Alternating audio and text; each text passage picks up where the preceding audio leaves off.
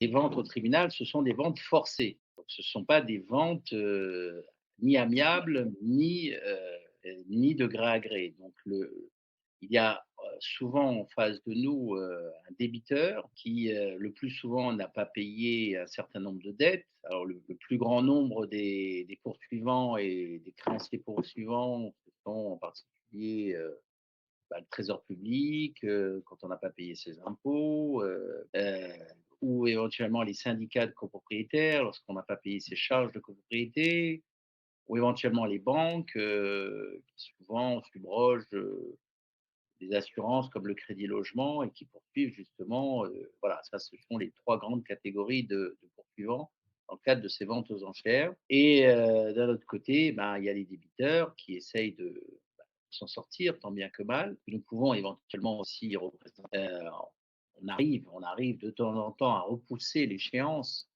mais étant donné qu'en face, bah, ils ont ce qu'on appelle un titre exécutoire, soit une décision de justice, soit un acte notarié avec des impayés, il est évident qu'au bout du compte, ils finissent toujours par être payés, hein. On ne peut que retarder l'échéance en cédant de moyens de procédure, que la loi met à notre disposition. Donc on essaye de, voilà, de défendre au mieux le débiteur, mais des fois, bah, il n'y a plus de possibilité, de repousser la vente et la vente est affichée. Donc elle est affichée généralement, 1 ou 2 mois avant la date d'audience qui a lieu, donc au tribunal judiciaire de Paris, heu, au 4e étage, la fameuse salle 422.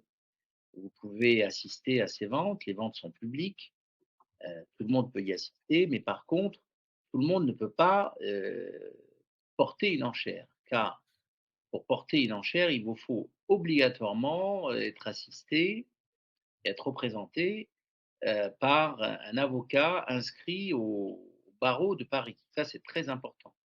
Donc il faut contacter l'avocat au moins, 15 jours avant, qui vous explique un petit peu les documents qu'il faut rédiger pour pouvoir poursuivre cet achat aux enchères et surtout les chèques que vous devez produire. Alors ce sont des chèques de banque. Alors j'insiste bien, c'est l'article, du code de procédure civile d'exécution, qui prévoit justement, que l'on présente un chèque de banque de 10 de la mise à prix avec un minimum de 3 000 €.